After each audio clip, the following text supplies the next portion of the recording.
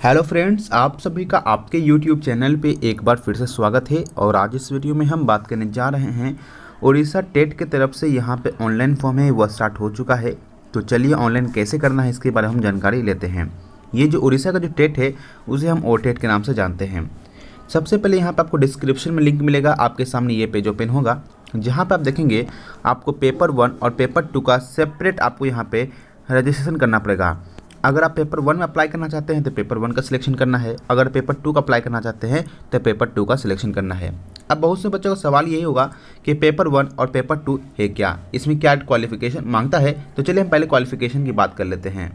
तो यहाँ पर आप देख पा रहे होंगे एजुकेशन क्वालिफिकेशन है फॉर पेपर 1 के लिए।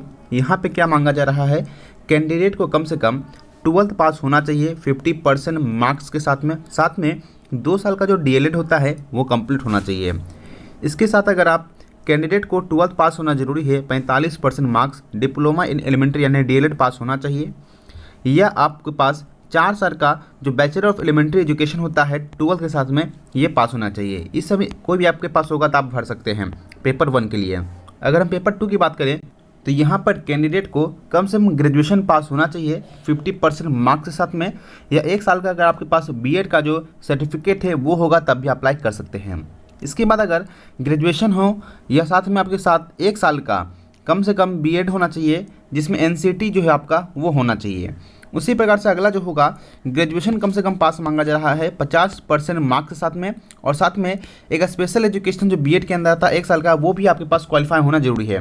इन सभी में आपके पास एक भी कोई डिग्री है तो आप अप्लाई करेंगे। उसके अलावा भी देखेंगे तो यहाँ पे कम से कम 12th में 50% मार्क्स होना चाहिए, और साथ में 4 साल का जो डिग्री जो आपका बीएलएड जो होता है वो अगर होगा तभी अप्लाई कर सकते हैं। नहीं तो 12th पास होना जरूरी है 50% मार्क्स के साथ में जो 4 साल का जो बीएससी बीएड और बीएससी एड जो आपका जो एक नया जो क्वालिफिकेशन चला गया है अगर वो भी है तो भी अप्लाई कर सकते हैं। तो ये मैंने आपको क्वालिफिकेशन बता दिया है। अब चलिए डायरेक्ट बात करते हैं ऑनलाइन कैसे करना है। जैसे मेरे पास सिर्फ पेपर 1 का एलिजिबिलिटी है तो मैं सिर्फ यहाँ पे पेपर 1 का एलिजिबिलिटी पे क्लिक कर रहा हूँ। इसके बाद यहाँ पे लॉगिन करने के लिए कहा जाएगा, लेकिन उससे पहले आप देखेंगे click here for new registration है, इसके ऊपर आपको एक बार क्लिक करना है क्योंकि सबसे पहले आपको यहाँ पर रजिस्ट्रेशन करना होगा। जहाँ पे सबसे पहले आपको यहाँ देखेंगे यहाँ पे आपको अपना नाम देना है, और साथ में यहाँ पे पासवर्ड होगा वो आपको पासवर्ड बनाना है।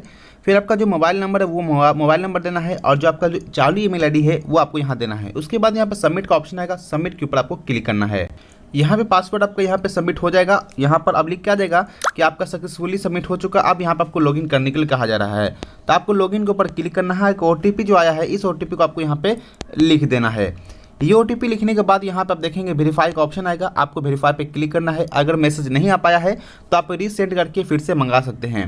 अब यहाँ पे आपका हो चुका है रजिस्ट्रेशन। अब यहाँ पे आप देखेंगे आपको सबसे पहले पर्सनल इन्फॉर्मेशन का ऑप्शन आएगा, आपको इसके ऊपर क्लिक करना है। इसके बाद यहाँ देखेंगे आपके सामने, इसके बाद यहाँ पे आपको आपका नाम और फिर आपका जो डेट ऑफ बर्थ है वो देना है। जेंडर क्या है उसका सिलेक्शन करना है। कैटेगरी कौन सा आप कैटेगरी का सिलेक्शन करना है, जैसे कि एससी माते हैं, एसटी माते हैं, या एबीसी माते हैं या जनरल माते हैं, इसका सिलेक्शन करना है। अगर आप किसी जाति से बिलोंग करते हैं तो बताना है। फिर आपका जाति किस अथॉरिटी से बना है उसका नाम लिखना है। उसके बाद आपका डेट ऑफ जो इशू किया गया है सर्टिफिकेट वो आपको देना है और उसका नंबर देना है, और आपका जाति प्रमाण पत्र को अपलोड करना है जो 200 KB से कम का होना चाहिए। उसके बाद पूछ रहा विकलांग में आते हैं या नहीं आते हैं, आपको यस और नो पे क्लिक करना है। इसके बाद यहाँ पे आपके मम्मी का नाम और आपके पापा का नाम जो होगा जिसे आप मैट्रिकुलेशन में होगा वही आपको दे देना है, और आपका जो फ़ोटो और जो सिग्नेचर है वो आपको डालना है। तो ध्यान रखना फ़ोटो आपका 50 KB से कम का साइज होना चाहिए और सिग्नेचर आपका 20 KB से कम का साइज का होना चाहिए जो कि जेपीजी फॉर्मेट में होना चाहिए।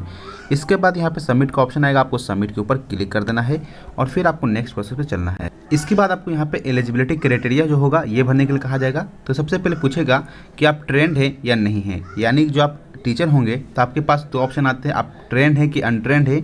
ये अभी आप टीचर ट्रेनिंग को परस्यू ही कर रहे हैं, जो भी होगा आपको यहाँ पर सिलेक्शन कर लेना है। जैसे मेरा ट्रेंड था तो मैंने सिलेक्शन किया था। इसके बाद यहाँ पे ऑटोमेटिक आपका सिलेक्शन करने के लिए आ जाएगा पेपर 1 का। लेकिन जो बच्चे अभी परस्यू कर रहे हैं उनको यहाँ पे क्वालिफिकेशन डिग्री देना पड़ेगा कि वो परस्यू कर रहे हैं, तो उसका प्रूफ दीजिए कि आप परस्यू कर रहे हैं। अगर ट्रेंड है तो आप डायरेक्टली ट्रेंड पे क्लिक करेंगे। इसके बाद यहाँ पे आपका क्वालिफिकेशन का बोलेगा, तो क्या क्वालिफिकेशन आपका है यहाँ पे सिलेक्शन कर लीजिएगा। मैंने आपको पहले ही कहा दिया था कि क्वालिफिकेशन क्या है। उसके बाद यहाँ पे आपको बोलेगा कि आप पेपर 1 और पेपर 2 दोनों के लिए अप्लाई करना चाहते हैं या नहीं करना चाहते हैं। अगर करना चाहते हो तो यस पे क्लिक कीजिएगा, नहीं करना चाहते हैं तो नो पे क्लिक कीजिएगा। इसके बाद सबमिट का ऑप्शन आएगा, आपको सबमिट के ऊपर क्लिक करना है। अब इसके बाद आपका क्वालिफिकेशन डिटेल भरने के लिए कहा जाएगा, जिसमें कि सबसे पहले आपको 12th का डिटेल भरने के लिए कहा जाएगा, जो कि आपको जो भी आपका सब्जेक्ट होगा आपको सब्जेक्ट लिख देना है, कौन से बोर्ड से पास किए हैं वो बोर्ड लिखना है, और मार्क्स कितने आए थे वो लिखना है, और कितने में यानी 500 मतलब कि क्या मैंने दिया है, टोटल मार्क्स मैंने दिया कितना का था और कितना आया है वो आपको यहाँ पे लिखना है। और ऑटोमेटिक परसेंटेज कैलकुलेट होगा और आपका डिवीजन बताना है या ग्रेड बताना है कि आपका क्या था। लेकिन कुछ बच्चों को कहना होगा कि मेरा यहाँ पे CGPA सिस्टम था तो मैं क्या करूँगा, तो CGPA सिस्टम वाला ध्यान रखें, जितना भी CGPA आएगा आपको उसको 9.5 से मल्टीप्लाई कर दीजिएगा और जो भी वैल्यू आएगा उसको फिर 5 से मल्टीप्लाई कर दीजिएगा। जैसे अगर मैं बात करूँ तो 10 CGPA किसी का होगा तो आपको 9.5 से मल्टीप्लाई कर दीजिएगा तो 95% आएगा और इसको फिर आपको 5 से मल्टीप्लाई कर देना है। इससे क्या होगा, आपका सब्जेक्ट 500 में जितना मार्क्स आएगा वो ये निकल के आ जाएगा। जैसे यहाँ 475 मार्क्स आया 500 में तो ये दिख जाएगा और आप यहाँ पे डाल सकते हैं। उसी हिसाब से अपना परसेंट CGPA को कैलकुलेट कर लीजिएगा। इसके बाद प्रोफेशनल डिग्री बोल रहा है, तो अगर 2 साल का जो भी क्वालिफिकेशन आपने दिया होगा वो यहाँ पे देना होगा। मेथड सब्जेक्ट है तो जो भी आपका मेथड सब्जेक्ट जो आपको पता होगा वो यहाँ लिख देना है। उसके बाद किस कॉलेज से पास किए हैं वो आपको यहाँ नाम लिखना है। उसके बाद आपका जो इंस्टीट्यूशन है NCT से मान्यता प्राप्त है या नहीं है वो आपको यहाँ लिखना है। उसके बाद कौन सा यूनिवर्सिटी था उसका नाम लिख देना है, कितने मार्क्स का था, कितना आपको आया है, और ऑटोमेटिक परसेंटेज कैलकुलेट होगा और फिर आपका डिवीजन बताना है कि फर्स्ट, सेकेंड या थर्ड आपका है। इसके बाद यहाँ पे आपको एड्रेस का डिटेल भरने के लिए कहा जाएगा। तो सबसे पहले आपको यहाँ पे देखेंगे विलेज टाउन ऑप्शन आएगा, तो यहाँ पे 4 ऑप्शन आपको देखने को मिलेंगे कि आप ब्लॉक से कांटेक्ट में हैं या NSC से हैं, म्यूनसिपैलिटी से हैं या म्यूनिसिपल कॉर्पोरेशन से हैं। आपका जिस भी इलाका, जिस भी ब्लॉक या म्यूनसिपल कॉर्पोरेशन के बीच में पड़ेगा आपको उसका सिलेक्शन कर लेना है।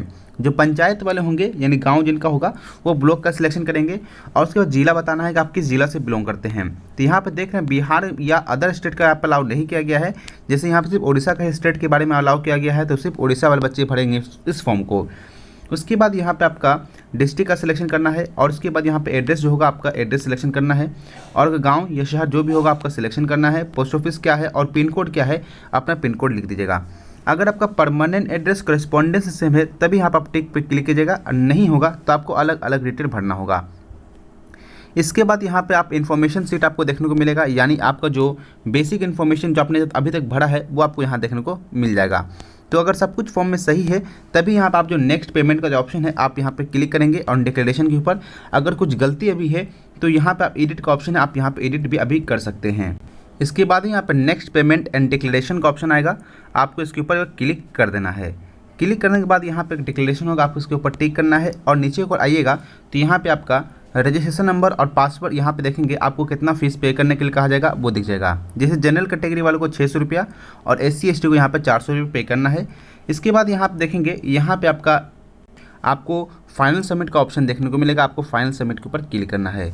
यहाँ पे ओके पे जब क्लिक करेंगे तो अब यहाँ पे आपको पेमेंट करने के लिए कहा जाएगा। तो जो भी पेमेंट का मेथड है आप यहाँ पर सिलेक्शन कर सकते हैं। अब यहाँ बहुत से बच्चों कन्फ्यूजन करेंगे भाई HDFC तो मेरा है ही नहीं क्रेडिट कार्ड डेबिट कार्ड, तो यहाँ पे अदर बैंक का भी ऑप्शन दिया हुआ है, तो आप अदर बैंक का डेबिट कार्ड या क्रेडिट कार्ड का ऑप्शन सिलेक्शन कर सकते हैं। उसके बाद उस कार्ड का नंबर, एक्सपायरी डेट और CVV नंबर और कार्ड के ऊपर क्या नाम है इसके ऊपर आपको I am not रोबोट के ऊपर क्लिक करना और प्रोसीड के ऊपर क्लिक करना है। आपके मोबाइल के ऊपर एक OTP आएगा, उस OTP को यहाँ पर डालना है और पेमेंट कंप्लीट होने के बाद आपको फिर से लॉगिन पेज पे भेज दिया जाएगा। जैसे ही आपको यहाँ पर पेमेंट कंप्लीट होगा आपको फिर से प्रिंट का ऑप्शन देखने को मिल जाएगा और यहाँ से प्रिंट आप निकाल के रख सकते हैं। इसके बाद कोई भी आपको एडिट करने का ऑप्शन देखने को नहीं मिलेगा। इस प्रकार से फॉर्म को आसानी से भर सकते हैं। अगर अभी कहीं कन्फ्यूजन हो रहा हो तो कमेंट करके पूछेगा, मैं आपको उसका जवाब जरूर दूंगा। मिलेंगे जल्दी नेक्स्ट वीडियो में। Thank you for watching this video.